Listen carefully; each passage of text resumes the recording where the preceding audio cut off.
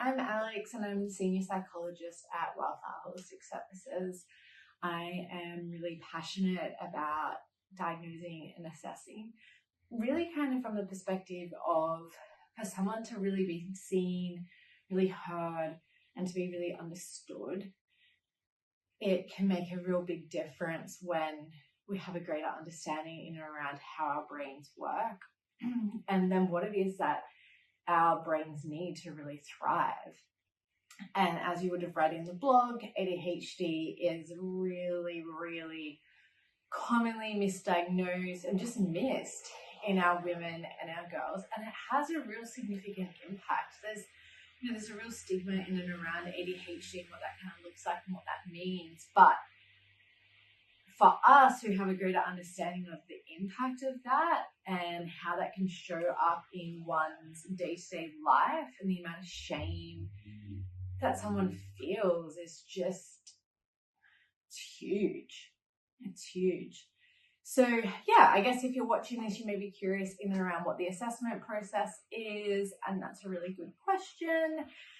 It does look different from our little legends to our older legends that we kind of work with. So if we're working with our little legends, so that's kind of really anyone that I say is like under 12 years, what we would be doing is we would be doing a cognitive assessment, and that's really important because we need to rule out whether or not there's a potential intellectual disability.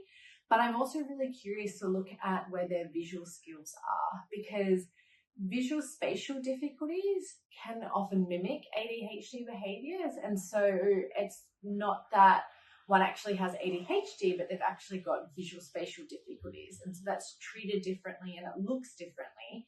It just can mimic ADHD. So I'm looking at really working to like differentiate that and get a greater understanding of that. And then we also send out questionnaires to both you guys as caregivers and parents, and also to the school. We really want to understand how this kind of shows up in both environments.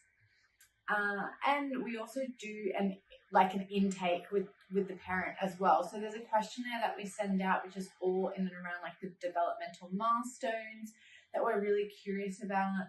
And then we do a intake with yourselves to kind of get an understanding as to what you guys see as well. So I guess if we're looking at our little legends, roughly under 12, where you call us up, we book in an assessment. What that entails is an intake where we ask you lots of questions that are like relative to the ADHD diagnostic criteria and how that may show up for your child.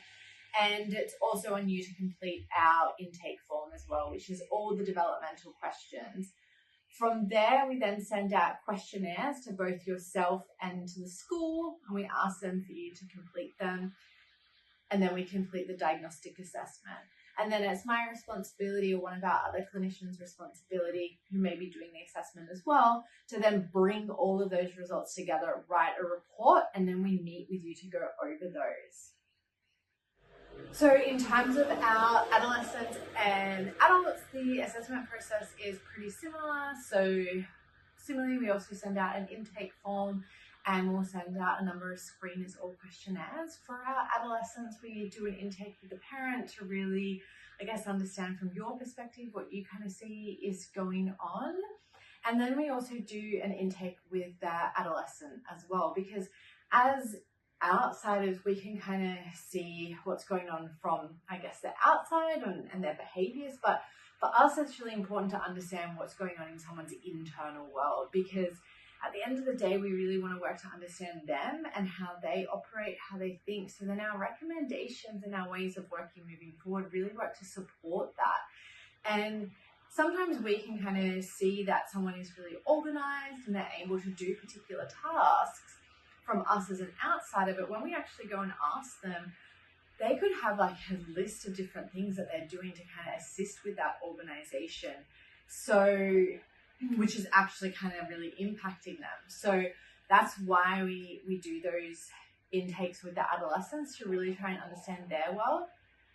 And from there, we then work to put together the assessment. So then for our adult population, it's similar. but we're obviously not meeting with your parent or your child. Instead, we're doing 2 intakes with yourself.